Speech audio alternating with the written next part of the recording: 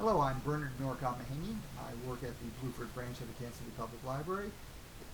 April is National Poetry Month, and for April of 2025, I am reading poems from the River Anthology. And I'm reading them sort of in order. So I won't get through all of them, but I will get through whatever I get through. I will get through all of those poems. So I'm probably going to get through maybe a third of the collection. I'm doing three to four poems a day. Most of the poems are very short, and so it's not that difficult to do that. It's always a good idea, though, to read poems aloud.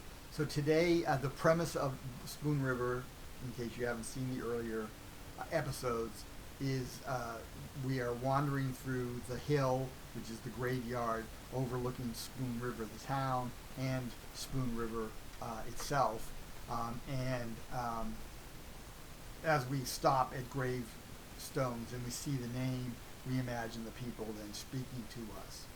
So we've seen some stuff about Minerva Jones, the town poetess, Doc Myers, who may have tried to help her. It's unclear exactly what help he was providing, and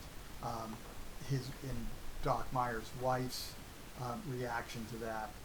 Now we will actually see Butch Weldy, the man who attacked or who caused Minerva Jones' troubles. Butch Weldy. After I got religion and steadied down, they gave me a job in the canning works, and every morning I had to fill the tank in the yard with gasoline that fed the blow fires in the sheds to heat soldering irons. And I mounted a rickety ladder to do it, carrying buckets full of the stuff. One morning I stood there pouring. The air grew still and seemed to heave, and I shot up as the tank exploded, and down I came with both legs broken, and my eyes burned crisp as a couple of eggs, for someone left a blow fire going, and something sucked the flame in the tank. The circuit judge said whoever did it was a fellow servant of mine, and so old Rhodes the son didn't have to pay me, and I sat on the witness stand as blind as Jack the Fiddler, saying over and over, I didn't know him at all. So Weldy here apparently does have some sort of conversion moment, but he gets a job, so he is a steady worker at this point.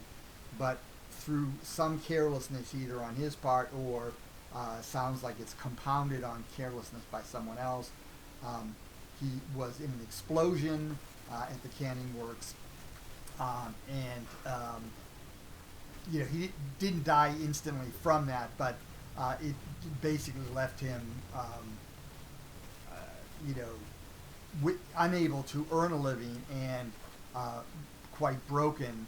And the judge rules it as, well, since it was an accident but one of your fellow workers, then the guy who runs the canning works is under no obligation to provide you with any sort of compensation. Knowlt, Hoheimer. I was the first fruits of the Battle of Missionary Ridge. When I felt the bullet enter my heart, I wished I had stayed at home and gone to jail for stealing the hogs of Curl Trenery, instead of running away and joining the army.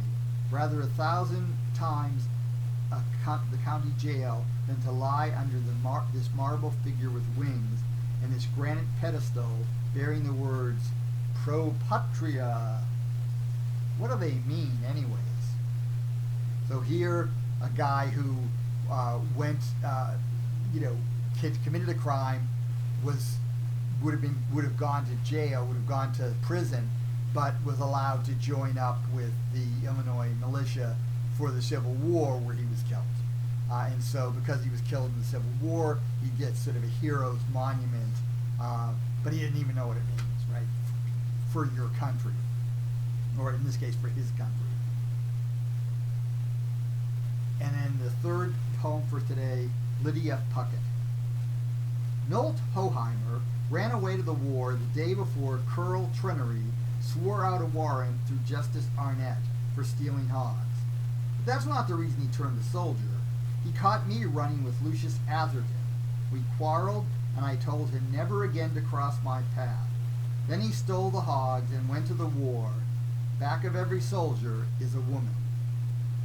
So here, Lydia Puckett claims to be the reason that Hoheimer became a hero in the war was because she basically sort of forced him to do that. Maybe.